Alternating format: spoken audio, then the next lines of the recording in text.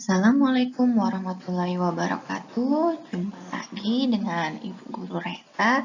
Kali ini Ibu Guru Reta akan menjelaskan kisi-kisi untuk ujian akhir semester.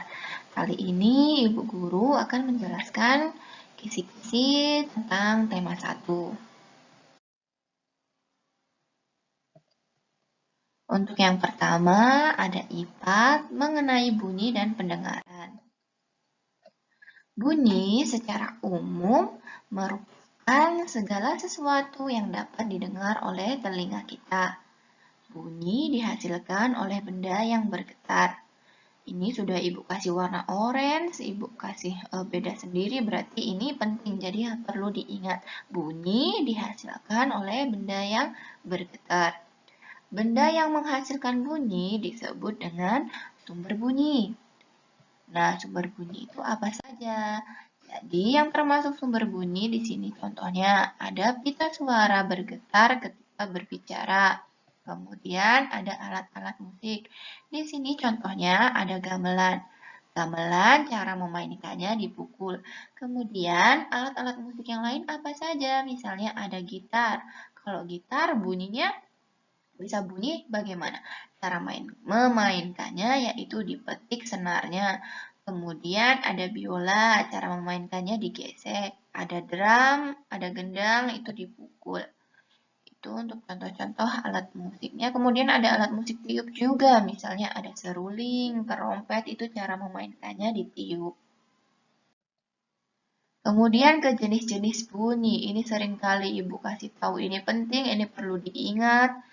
Jenis-jenis bunyi berdasarkan frekuensinya itu dibagi menjadi 3, yaitu ada bunyi infrasonik, bunyi audiosonik, dan bunyi ultrasonik. Ini harus diingat ya. Kemudian setelah jenis-jenis bunyi, ada sifat-sifat bunyi. Yang pertama, bunyi dapat merambat. Bunyi dapat merambat melalui benda padat, kemudian melalui benda cair, dan melalui benda gas. Sifat yang kedua yaitu bunyi dapat dipantulkan.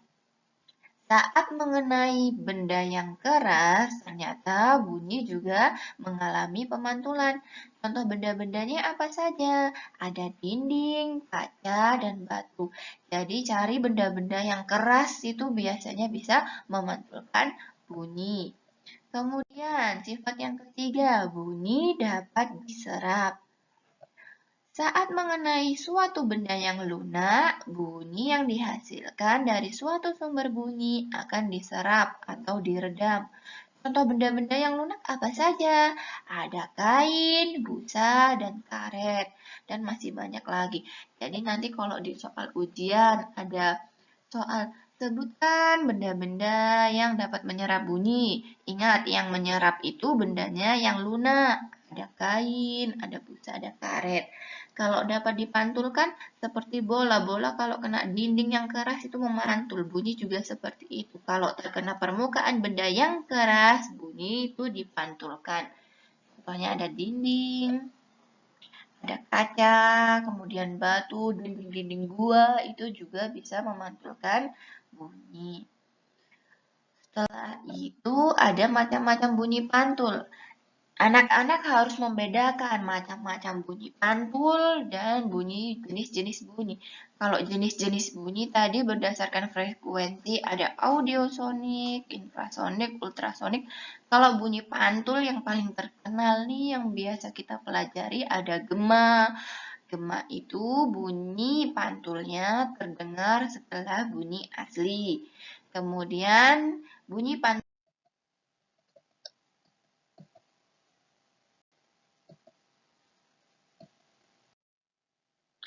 Oke, kemudian untuk bagian-bagian telinga. Untuk bagian-bagian telinga, ini dibagi menjadi 3 bagian. Yang pertama ada telinga luar, kedua ada telinga tengah, kemudian yang terakhir ada telinga dalam. Ingat, ada telinga luar, ada telinga tengah, dan telinga dalam. Kemudian di bagian luar ada apa saja? Di bagian luar ada daun telinga. Ini itu daun telinga. Kemudian tugasnya apa? Fungsinya apa? Itu untuk menangkap bunyi atau menangkap suara. Kemudian yang kedua ada liang telinga. Ini liang telinga fungsinya untuk meneruskan bunyi ke gendang telinga. Kemudian yang warna biru ini ada gendang telinga. Fungsinya apa? Untuk menerima bunyi dari telinga luar dan meneruskannya ke tulang-tulang pendengaran. Gendang telinga ini juga fungsinya memperjelas suara yang didengar. Kemudian ada tulang-tulang pendengaran. Tulang-tulang pendengaran ini dibagi menjadi 3 bagian. Untuk urutannya, jadi yang pertama ada tulang martil. Ini martil, kemudian ini tulang landasan, dan tulang sanggurdi. Jadi kalau nanti ditanya macam-macam tulang pendengaran itu ada 3, martil, landasan, dan sanggurdi. Fungsinya untuk apa? Meneruskan getaran suara atau getaran bunyi ke koklea. Mana sih kokleanya? Ini dia koklea. Koklea ini yang bentuknya kayak rumah siput. Ini juga biasa kita kenal rumah siput, tapi kalau di soal-soal biasanya ditulis dengan koklea. Koklea atau rumah siput fungsinya menerima dan meneruskan bunyi ke saraf pendengaran. Kemudian ada saluran setengah lingkaran. Ini yang bulat-bulat nih, setengah lingkaran ini namanya saluran setengah lingkaran. Fungsinya untuk membantu mempertahankan keseimbangan tubuh. Kemudian ada saluran eustasius. Ini saluran eustasius untuk menghubungkan telinga tengah dengan faring. Dan yang warna kuning ini nih, setelah koklea ada saraf-saraf pendengaran. Fungsinya untuk meneruskan bunyi ke otak. Jadi harus diperhatikan nih gambar ini dengan bagian-bagiannya. Fungsi-fungsinya juga jangan lupa. Yang paling luar Ibu sekali lagi jelaskan. Paling luar nih ada daun telinga. Kemudian ada lubang telinga. Lihat yang di tengah nih yang warna biru namanya gendang telinga. Kemudian setelah gendang telinga ada tulang-tulang pendengaran. Ada martil, ada landasan, ada tulang sanggurdi. Kemudian di bagian telinga dalam itu ada saluran setengah lingkaran. Kemudian ada saraf pendengaran, ada rumah siput atau koklea, kemudian ada saluran eustasius. Lihat, ini fungsi-fungsinya daun telinga menangkap bunyi, liang telinga meneruskan bunyi, gendang telinga memperjelas suara, tulang-tulang pendengaran meneruskan getaran bunyi ke koklea, saluran setengah lingkaran untuk keseimbangan tubuh, saraf pendengaran meneruskan bunyi, koklea untuk meneruskan bunyi ke saraf pendengaran, saluran eustasius menghubungkan telinga tengah dengan faring. Kemudian untuk cara kerjanya, proses mendengarnya kita lewatin saja kah? Ya, kita lewatin saja. Kemudian untuk IPS ada keragaman sosial dan budaya di Indonesia. Kita perlu tahu untuk keragaman suku bangsa di Indonesia. Suku bangsa sendiri itu adalah kelompok manusia yang memiliki persamaan ciri dan budaya. Setiap suku bangsa memiliki asal-usul, daerah asal, dan budaya yang berbeda-beda. Kemudian suku itu tersebar di seluruh wilayah Indonesia, mulai dari Aceh sampai Papua. Kemudian sikap-sikap kita bagaimana? Kita harus saling menghargai dan menghormati perbedaan suku bangsa untuk menjaga persatuan bangsa. Keragaman budaya di Indonesia apa saja? Yang pertama ada bahasa. Jadi bahasa di Indonesia itu sangat banyak. Di sini ada 546. Kemudian ada tari tradisional. Biasa ini digunakan untuk menyambut tamu, perayaan panen, atau untuk hiburan rakyat. Kemudian ada macam-macam lagu daerah.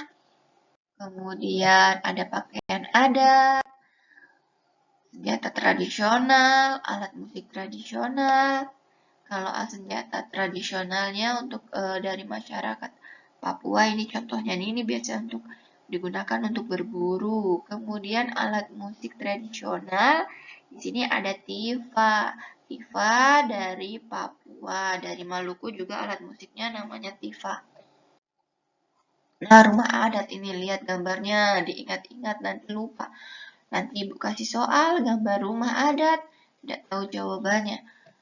Jadi di sini ada rumah Honai ini bentuknya unik sekali. Ini rumah Honai. Rumah Honai itu adalah rumah adat dari Papua. Kemudian ada rumah adat Omo Sebua, itu rumah adat dari masyarakat Nias. Dan rumah adat Tongkonan itu dari Toraja, dari Sulawesi. Ini bentuknya. Ini untuk rumah adat. Kemudian sikap kita bagaimana di keberagaman budaya Indonesia ini? Sikap yang harus kita miliki yaitu mempelajari budaya daerah asal dan daerah lain seperti tarian adat, menyukai pertunjukan budaya seperti pementasan tarian adat, kemudian memuji keindahan tarian daerah lain, atau mengoleksi dan merawat kain atau pakaian adat. Salah satu cara melestarikan kebudayaan Indonesia bisa dengan cara mempelajari membatik. Keragaman agama di Indonesia. Ini anak-anak pasti sudah tahu ada agama Islam, tempat ibadahnya di mana? Di masjid. Kemudian ada Katolik dan Kristen, tempat ibadahnya di mana? Kalau Katolik Kristen itu di gereja. Kalau Hindu itu di pura. Kemudian agama Buddha itu tempatnya ada di wihara. Mereka beribadahnya namanya wihara. Kemudian ada Konghucu, tempat ibadahnya namanya kelenteng.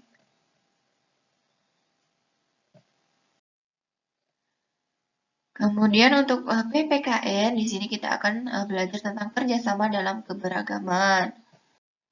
Mengenal suku bangsa Indonesia. Tadi sudah Ibu kasih tahu kalau suku bangsa di Indonesia ini sangat banyak. Mulai dari Aceh sampai Papua itu memiliki suku masing-masing.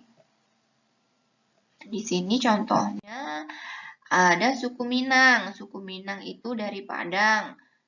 Kemudian suku Asmat itu dari Papua dan suku Dayak itu dari Kalimantan. Ingat, Minang itu dari Padang, suku Asmat dari Papua, suku Dayak itu dari Kalimantan. Kemudian banyak lagi, ada yang dari Jawa, ada suku Sunda, itu dari Jawa Barat. Kemudian ada suku Betawi dari Jakarta. Dan nanti anak-anak pelajari yang lainnya. Ini Ibu kasih contoh hanya 3, nanti anak-anak cari sendiri. Karena untuk suku ini banyak sekali. Boleh nanti sebutkan dari Pulau Sumatera saja sukunya ada banyak. Kemudian dari Jawa juga boleh, dari Kalimantan juga boleh, dari Sulawesi. Ini juga banyak di Atambua nih orang Sulawesi. Sukunya suku apa? Ada suku Makassar, ada suku Bugis. Bhinneka Tunggal Ika. Apa sih itu Bhinneka Tunggal Ika? Bhinneka Tunggal Ika itu beraneka ragam atau berbeda-beda tetapi tetap satu jua, yaitu bangsa Indonesia. Semboyan Bhinneka Tunggal Ika menghendaki bangsa Indonesia untuk tetap hidup rukun walaupun kita berbeda. Kemudian kerjasama dalam keberagaman suku. Ini sudah Ibu kasih tahu, sudah kita pelajari juga. Kerjasama itu bisa dilakukan di mana? Ada kerjasama di rumah, ada kerjasama di sekolah, ada kerjasama di masyarakat. Kalau di rumah apa saja? Kerjasama di lingkungan rumah nih, bekerja sama untuk menyambut tamu datang. Ibu tugasnya memasak. Kemudian anak-anak membantu motong-motong sayur lah, Kemudian ayah menyiapkan kue, itu juga bisa. Mencuci piring bersama, merapikan tempat tidur bersama adik, itu juga termasuk kerjasama di lingkungan yang ada di rumah. Kemudian, kerjasama di lingkungan sekolah, apa saja? Ini di sini contohnya tim kita sedang berlatih sebelum tugas cermat. Itu juga termasuk kerjasama di lingkungan sekolah. Selain itu apa saja? Bisa piket kelas, membersihkan halaman sekolah, belajar kelompok, itu juga termasuk kerjasama di lingkungan sekolah. Kerjasama yang tidak boleh dilakukan apa? Ada, yaitu saat ujian tidak boleh kerjasama. Nanti ibu bagi nilainya, ibu kasih 0 kalau kerjasama saat ulangan. Itu tidak boleh ya. Kemudian ada kerjasama di lingkungan masyarakat. Mita dan teman-temannya sedang membersihkan taman bersama. Kemudian bermain bersama. Kemudian bergotong royong, kerja bakti, ronda malam. Itu juga termasuk kerjasama di lingkungan masyarakat. Manfaat kerjasama apa? Yang pertama, pekerjaan akan terasa ringan dan cepat selesai. Yang kedua, mempererat sikap persatuan dan kesatuan.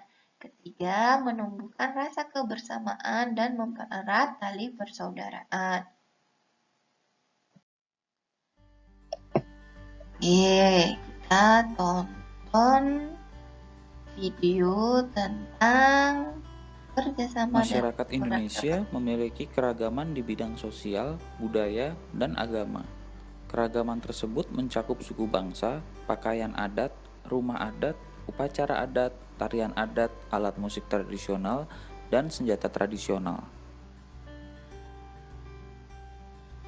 Keragaman suku bangsa dan budaya bukanlah halangan bagi masyarakat Indonesia untuk bersatu. Semboyan Bhinneka Tunggal Ika menghendaki bangsa Indonesia untuk selalu hidup rukun. Ingatkah kamu arti dari semboyan Bhinneka Tunggal Ika?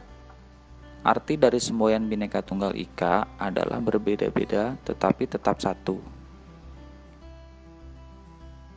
Bagaimana persatuan bangsa dapat tercipta?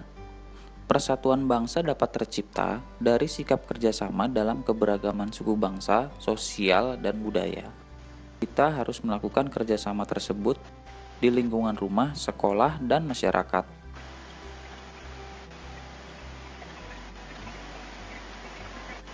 Ada berbagai contoh sikap kerjasama di lingkungan rumah. Contohnya dengan menolong ibu menyiapkan jamuan untuk tamu yang datang, dan membersihkan halaman rumah bersama ibu dan ayah. Ingat ya teman-teman, kita juga harus bekerja sama di lingkungan sekolah. Contohnya dengan belajar kelompok dan membersihkan kelas bersama teman-teman. Selain bekerja sama di lingkungan rumah dan sekolah, kita juga perlu bekerja sama di lingkungan masyarakat. Contohnya dengan bekerja bakti atau menjenguk tetangga yang sedang sakit.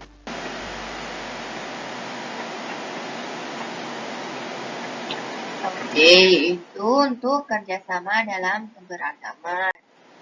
Untuk SBDP, unsur-unsur tari, kemarin ini sudah share videonya, bisa ditonton lagi, nanti dicek kembali di YouTube Ibu Guru. Kemudian untuk bahasa Indonesia ini materinya sedikit sekali. Kemudian di bahasa Indonesia materinya ada gagasan pokok dan gagasan pendukung. Ingat, dalam setiap bacaan biasanya terdiri atas beberapa paragraf. Paragraf itu terdiri dari beberapa kalimat. Nah, nanti di kalimatnya itu ada yang dinamakan gagasan pokok. Apa itu gagasan pokok? Gagasan pokok itu yang memuat kalimat utama, ide utama, atau ide pokok. Itu namanya gagasan pokok. Itu inti dari paragraf tersebut. Kemudian, apa itu gagasan pendukung? Gagasan pendukung adalah uraian atau tambahan informasi untuk gagasan pokok. Gagasan pendukung ini adalah kalimat yang fungsinya untuk menjelaskan kalimat utama. Itu namanya gagasan pendukung.